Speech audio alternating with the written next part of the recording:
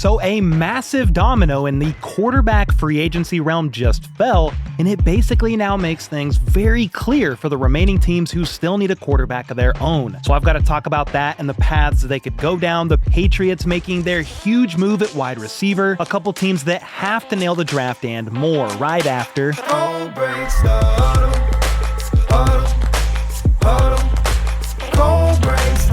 Alright, so basically we spent all day on a video talking about quarterback scenarios that could play out depending on who signs where. Right when we were exporting this video, a couple big things happened, including Russell Wilson landing somewhere, and then the Patriots just got themselves a massive wide receiver deal done with Stefon Diggs.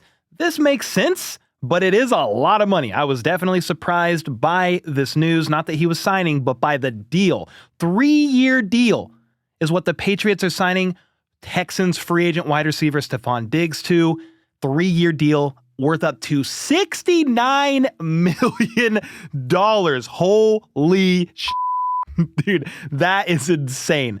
But the Patriots, they really needed a wide receiver one. They did not have their perceived to be wide receiver one. You had Mac Hollins, okay? Then a couple other playmakers, one of them being a tight end. That was their leading receiver last year. It was not going to cut it. Sure, you need to protect Drake May and the line, but you need weapons for him to throw the ball to as well. I think they will also address some of this in the draft as well, but I don't hate this move for the Patriots, signing Stefon Diggs to a 3-year deal worth up to $69 million, but he is 30, about to be 31. He's coming off the ACL. Only 4-ish months removed. How is he actually going to look?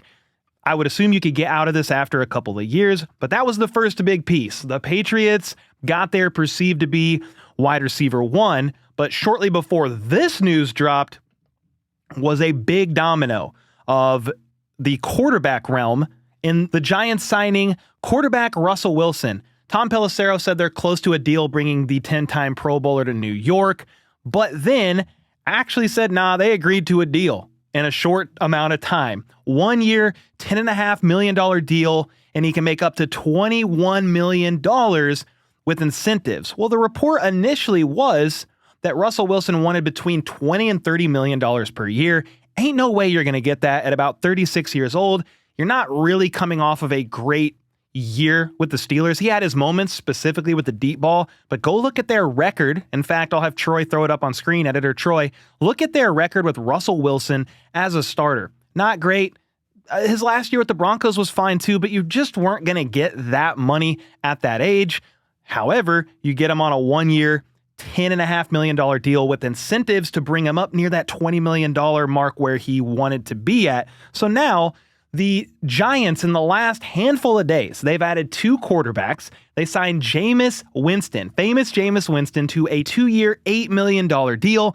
And that was kind of your QB2, could be QB1 if you had to. And then you're like, well, do they get Aaron Rodgers? They were still kind of in play for him. Or do they get Russell Wilson?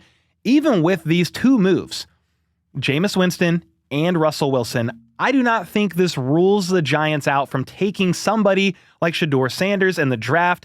You don't necessarily have to take one now.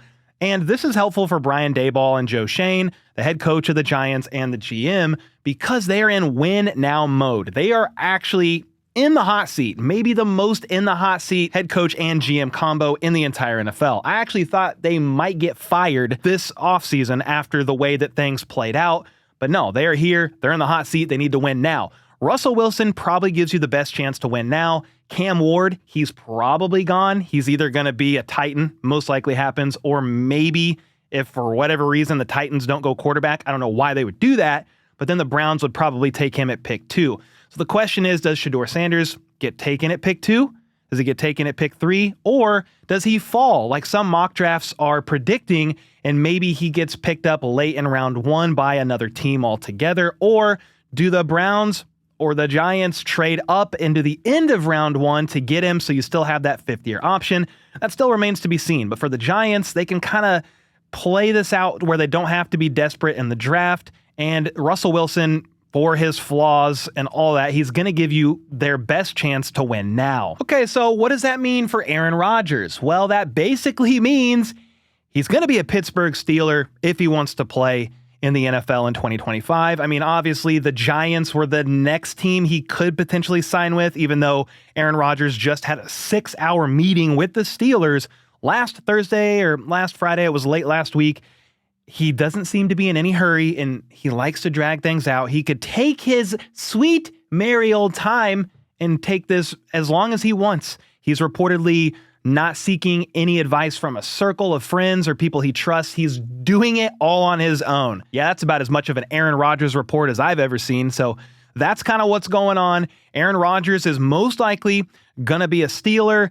The Giants have Jameis Winston and Russell Wilson. That's actually a pretty good, solid QB2, QB1 combo. If Russell Wilson goes down, Jameis is fine to step in and fill that role if he needs to. He did a somewhat decent job with the Browns, 12 touchdowns and 13 INTs, or 13 touchdowns and 12 INTs. It's very up and down, very high and low for Jameis Winston. But there you go. Giants are going to be getting those two quarterbacks, Jameis Winston, Russell Wilson. Meanwhile, the Steelers are most likely landing Aaron Rodgers. Now, for the Browns, they could maybe try to get Kirk Cousins. He wants out, but the Falcons aren't in any hurry to trade him, so that would have to come later down the road.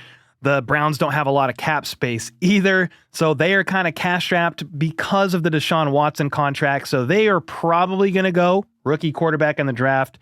All the main ones now in free agency are off the board, so I think that's where the Browns have to go, unless you're going to say, hey, we got Kenny Pickett. Come on. I mean, that's not the guy, okay? I mean, I guess you could try it for a year, but that's probably what ends up happening with Cleveland. You could maybe roll with Kenny Pickett, but you're going to try as well in the draft. So let me know your thoughts on the signing of Stefon Diggs, as well as the signing of Russell Wilson to the Giants. Which one surprised you more? Probably Diggs, based on the amount of his contract, but let me know your thoughts on all that in the comments down below. And from here, since we're talking about the draft, I want to take a look at a few teams that need to have a pretty good one come April, but already, for the most part, have a quarterback. Obviously, every team would love to crush the draft, especially the ones picking earlier in these rounds because, well, they didn't have a great season prior, and that's why they're picking there. But I want to focus on a few teams that are considered perennial playoff contenders that had a quote-unquote weak-ish free agency period and therefore need to kill the draft in order to make up for it. And honestly, maybe that's their plan, at least with a position group or two. The first team I want to talk about is the Dallas Cowboys. They were always going to have a challenge making a splash in free agency given some of the contracts already on the team. I mean, Dak Prescott is the highest paid quarterback in NFL history, making $60 million APY. CeeDee Lamb is the third highest paid receiver in the game, making $34 million a year. And they still have to pay Micah Parsons, who many believe will become the highest paid non-quarterback, passing up Jamar Chase, who just passed that record himself once he gets his deal done, talking about Micah Parsons. So that could potentially be over $130 million per year going into just 3 players. Well, that's exactly why they lost several key starters in free agency. DeMarcus Lawrence, Brandon Cooks, Jordan Lewis, Rico Dowdle, and Chauncey Golston, to name a few. They were able to retain some guys like defensive tackle Osa Odighiwusa and receiver/return specialist Kavonte Turpin, as well as make a few moves on the margins. They signed a couple running backs in Javonte Williams and Miles Sanders, both of whom averaged 3.7 yards per carry. Their veteran guard, Zach Martin, also retired after 11 seasons, and the team finished last year with Martin on the team 27th in rushing yards per game last year. Not great. So there wasn't much of an upgrade at the running back position, plus they lost one of the best O-linemen in the league, though to be fair, Martin's been on the decline the last couple of years, and his 2024 season ended early due to needing ankle surgery. But that's exactly why this draft is going to be crucial for the Cowboys. Ashton Jeanty is the best running back in this draft class, but some expect him to go as high as 6th overall to the Raiders. That's where I would actually put my money on right now. Number 6 to the Raiders makes a ton of sense. Luckily for the Cowboys, though, and plenty of other teams, this is one of the deepest running back classes we've had in recent years. So even if they miss out on Jeanty at 12, they also have the 44th overall pick and the 76th if they feel like taking one of these other running backs at pick 12 is an absolute reach. But you can absolutely take another running back like Omarion Hampton at 12 if you wanted. Maybe you could even trade back, recoup a couple picks, and get another running back later in the first. They definitely have some options. I already mentioned Omarion Hampton, but there's also Travion Henderson or even Caleb Johnson. there's going to be a quality player there for the taking, and Geriatric Jones would be wise to pounce. And then keep an eye on another NFC team in the 49ers. Actually, keep your eyes on this graphic, because this is all the players they lost in free agency this year. Some of these guys are still unrestricted free agents, but as you can see, most of them signed with other teams already. That's a ton of quality players out the door, and it doesn't even include Deebo Samuel or Jordan Mason, who were both traded. Then just look at some of their best players on the roster. George Kittle, he's about to be 32 years old in October. Trent Williams is going to be 37 in July. Their starting center, Jake Brendel, will be 33 in September, and Christian McCaffrey is about to turn 29 in June, which is getting up there in age for a running back, especially a running back that's been used as much as him, and one that's coming off of an Achilles and knee injury just last season.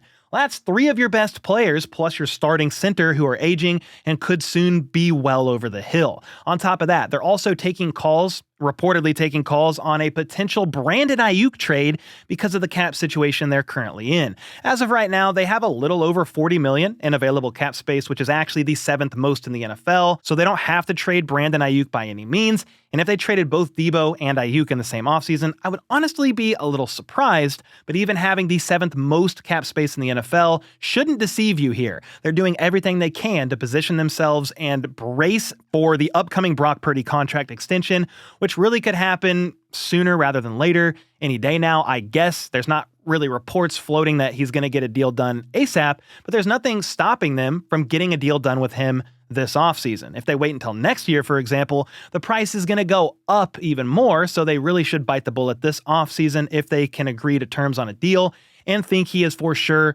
their franchise quarterback of the future. It appears they are moving in that direction, and if that's what they do, they would be wise to do everything in their power to protect their investment and give him a solid offensive line. Trent Williams has maybe 1 or 2 more seasons left in him. They then lost backup Jalen Moore, their backup left tackle Jalen Moore, in free agency to the Kansas City Chiefs, and also lost their starting left guard Aaron Banks as well.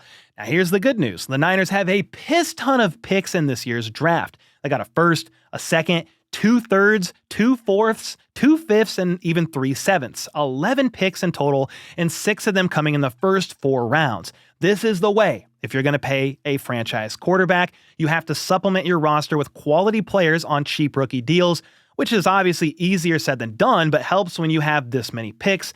Kind of reminds me of the Kansas City Chiefs in 2022 when they traded away Tyreek Hill for 5 draft picks. They then got a bunch of players drafted in that class. They drafted 10 to be exact, and it was still one of the best draft classes of the Brett Veach era, and I believe helped play a big role in them making 3 Super Bowls in a row shortly after that. If I'm San Francisco, I'm keeping offensive linemen heavily in mind, and there's a few names to keep an eye out for with their first pick of the draft at 11th overall. There's Armand Mimbu, who can play both guard and tackle, though he's likely going to be taken by then, according to some mock drafts. Will Campbell is another guy. He played left tackle in college, but due to being a bit undersized, some people think he projects better as a guard in the NFL. If both of those guys are gone, then there's left tackle Josh Simmons out of Ohio State. He missed the last 10 games of the season with a torn patellar tendon, which may affect his draft stock a bit. I mean, I've seen him falling even into the late teens, early 20s.